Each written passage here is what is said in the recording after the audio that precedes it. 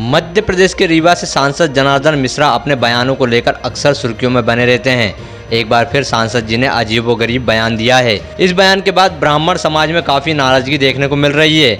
सांसद जी ने विवादित बयान देते हुए कहा कि ब्राह्मण समाज को ज्ञान नहीं है। सांसद जी यही नहीं रुके, उन्होंने कहा कि राजनीति में सक्रिय रहने के लिए थोड़ी बहुत रंगदारी दिखानी पड़ती है।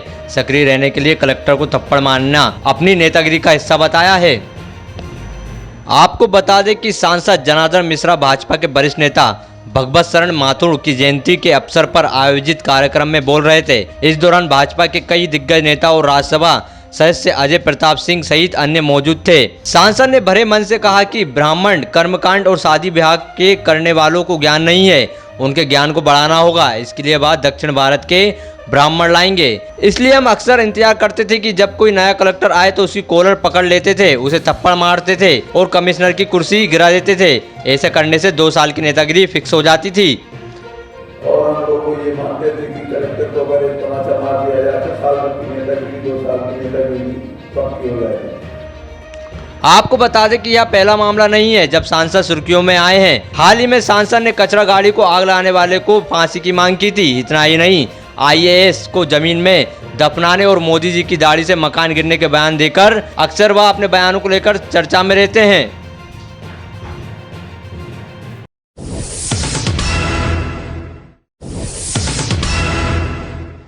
मध्य प्रदेश कांग्रेस के दिग्गज नेता दिग्विजय सिंह के ट्वीट को लेकर मध्य प्रदेश की राजनीति में गर्मा गर्मी बनी हुई है। बीजेपी ने पूरी तरह पूर्व मुख्यमंत्री को बैकफुट पर धकेल दिया है। देखा जाए तो दिग्गी के ऊपर FIR हो गई है, लेकिन मीडिया को दिए बयान में दिग्गी ने कहा है कि मैं ऐसी FIR से नहीं डरता हूं। मेरे ऊपर 1 लाख मामले भी कर दे तो मुझे कोई फर्क नहीं पड़ता।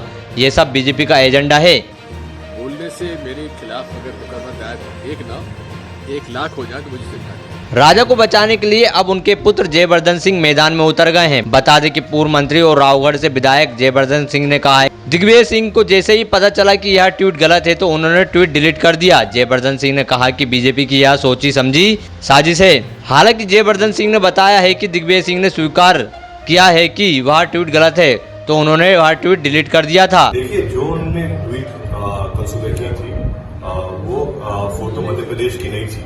जब हमको जानकारी मिली कि फोटो मध्य प्रदेश की नहीं है तो उन्होंने डिलीट भी कर दी। दरअसल आपको बता दें कि दिग्विजय सिंह ने अपने ट्विटर अकाउंट पर एक तस्वीर पोस्ट कर लिखा था कि क्या तलवार लाठी लेकर धार्मिक स्थल पर झंडा लगाना उचित है।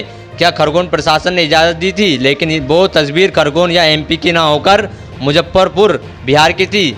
गलती का एहसास होते ही उन्होंने फौरन अपनी पोस्ट डिलीट कर दी। बता दें कि तस्वीर में एक युवक धार्मिक स्थल पर भगवा झंडा फहराने की कोशिश करता दिखाई दे रहा था।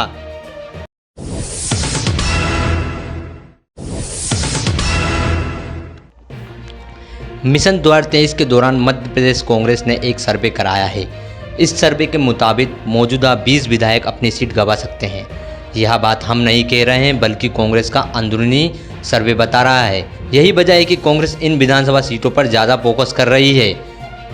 इसके लिए कांग्रेस मंडलम और सेक्टर को मजबूत कर रही है। खासकर बूथों पर ज़्यादा से ज़्यादा कार्यकर्ता को जोड़ने की कोशिश की जा रही है। दरअसल मध्य प्रदेश कांग्रेस पार्टी ने अंदरूनी सर्वे कराया है, जिसमें 2023 में होने वाले विधानसभा चुनाव को लेकर कांग्रेस की स्थिति पर सर्वे हुआ है। इस सर्वे के मुताबिक कांग्रेस के 20 से ज़्यादा विधायक आगामी चुनाव में अपनी सीट गंवा रहे हैं। यह सर्वे 75 सीटों पर किया गया है, जिनमें से 20 सीटों पर कांग्रेस की चिंताजनक हालत बनी हुई है।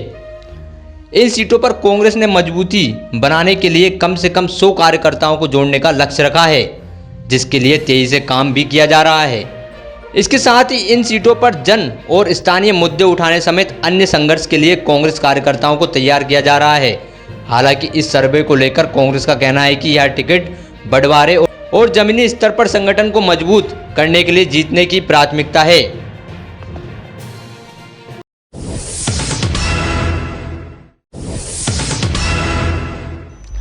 खरगोन हिंसा को लेकर मध्य प्रदेश कांग्रेस के नेता दिग्विजय सिंह की मुसीबत कम नहीं हुई थी कि भाजपा महासचिव कैलाश विजयवर्गीय ने एक फर्जी ट्वीट कर दिया है। कांग्रेस को हमला करने का एक और मौका दे दिया है। इस ट्वीट के बाद कांग्रेस के नेताओं ने कैलाश विजयवर्गीय को आड़े हाथों ले लिया है। कांग्रेस के प्रवक्ता नरेंद्र सलूजा ने विजयवर्गीय पर आरोप लगाते हुए कहा कि यह वीडियो खरगोन का है। शायद नहीं, यदि यह वीडियो वहां का नहीं है तो कैलाश विजयवर्गीय पर मुकदमा दर्ज होना चाहिए। बता दें कि विजयवर्गीय ने अपने ट्वीट के साथ लिखा था कि ये खरगोन में चच्चा जान दिग्विजय सिंह के शांति दूत, पुलिस इन पर कार्रवाई ना करे तो क्या करे, आस्तीन के सांप कोई भी हो फन कुचलना जरूरी है। उनके इस ट्वीट के साथ एक वीडियो है जिसमें एक मुस्लिम युवक कह रहा है कि 4 गाड़ियां हमारे एरिया में हैं, हम जरा कुछ करें तो तहलका मचा देते हैं, यहाँ लोगों में इतना डर काफी है, तुम्हारे लोगों के लिए, समझ गए ना। 2 गाड़ी, ये देखो 3 गाड़ी, ये देखो 4 गाड़ियाँ, ठीक है, हमारे एरिया में स्टार होटल के सामने। इससे पहले दिग्विजय सिंह ने वीडियो खरगोन का बताकर ट्वीट किया था, ट्रोल होने पर उसे डिलीट किया। इसके बाद भी मुख्यमंत्री शिवराज सिंह चौहान से लेकर गृह मंत्री नरोत्तम मिश्रा ने उन्हें घेर लिया। उनके खिलाफ धार्मिक भावनाओं को भड़काने को लेकर कम से कम 5 जिलों में केस दर्ज हुए। अब भाजपा महासचिव कैलाश विजयवर्गीय ने ऐसा कुछ किया है।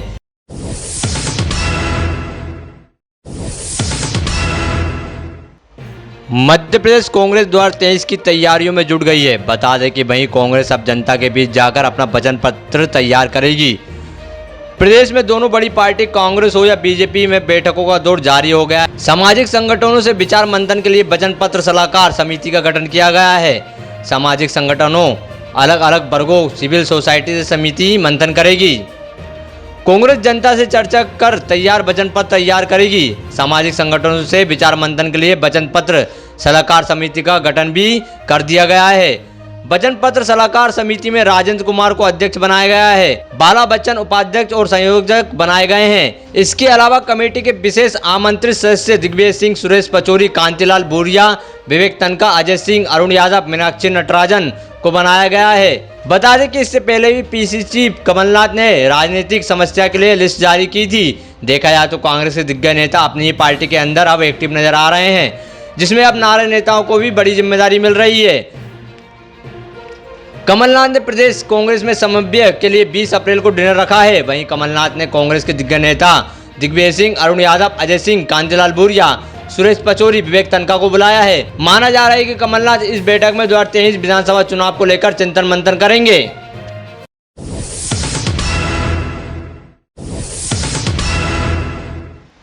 मध्य प्रदेश के खरगोन में रविवार को रामनवमी पर हुई हिंसा थमने का नाम नहीं ले रही है। बता दें कि हिंसा में कई पुलिस जवान और लगभग 25 से ज्यादा नागरिकों को चोट आई है। वहीं हिंसा के बाद शिवराज सरकार एक्शन में आ गई है। बता दें कि उपद्रवियों की शिनाख्त कर उनके घरों को बुलडोजर से रोदा जा रहा है। इन सबके बीच बीजेपी नेता का एक वीडियो भी वायरल हो रहा है। वीडियो सामने आने के बाद आरोप लग रहे हैं कि भाजपा के नेता ने हिंसा को भड़काया है। बता दें कि खरगोन हिंसा को लेकर एक वीडियो वायरल हो रहा है जो बीजेपी के नेता कपिल मिश्रा का बताया जा रहा है।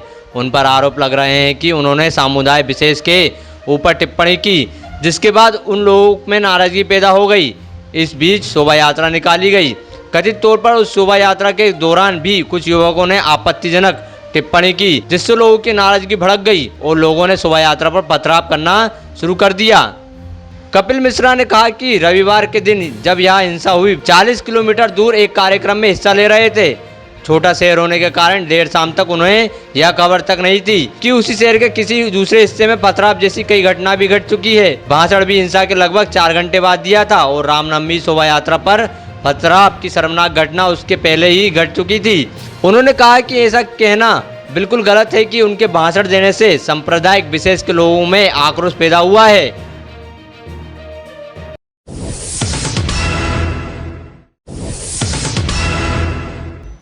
केंद्रीय नागरिक उड्डयन मंत्री ज्योतिरादित्य सिंधिया ने जब से बीजेपी का दामन थामा है तब से ही मध्य प्रदेश कांग्रेस के नाक में दम करके रखा है। अब सिंधिया ने कांग्रेस को तोड़ने के लिए नया प्लान बना लिया है। इस बार बारी है दिग्विजय सिंह के गढ़ की। केंद्रीय मंत्री सिंधिया ने रावगढ़ में डेरा जमा लिया है। बता दें कि 2018 में विधानसभा चुनाव भाजपा के लिहाज से कुछ ठीक नहीं रहा था। यही कारण है कि बीजेपी के सिंधिया अब राजगढ़ में सेंधमारी करने का मन बना चुके हैं। दरअसल आपको बता दें कि 2018 में विधानसभा चुनाव राजगढ़ जिले के 5 विधानसभा सीटों में से भाजपा को मात्र 2 सीटों पर जीत मिली थी। 3 सीटों पर कांग्रेस का बोलबाला रहा था। वहीं बात करें तो दिग्गी राजा के समीकरण ठीक ठाक बैठे थे। भाजपा में शामिल होने के बाद पहली बार राजगढ़ का दौरा कर रहे कांग्रेस में रहते हुए भी ज्योतिरादित्य सिंधिया ने कभी भी राजगढ़ में रात्रि विश्राम नहीं किया। लेकिन पहली बार सिंधिया का बड़ा दौरा माना जा रहा है। सिंधिया 16 अप्रैल की रात 9 बजे राजगढ़ पहुंचेंगे। अगले दिन भाजपा कार्यकर्ताओं की बैठक लेंगे। उसके बाद प्रशासनिक अधिकारियों की बैठक लेंगे। अधिकारियों के साथ बैठक करते हुए राजगढ़ की विभिन्न व्यवस्थाओं और शासन द्वारा चलाई जा रही योजनाओं की समीक्षा करेंगे।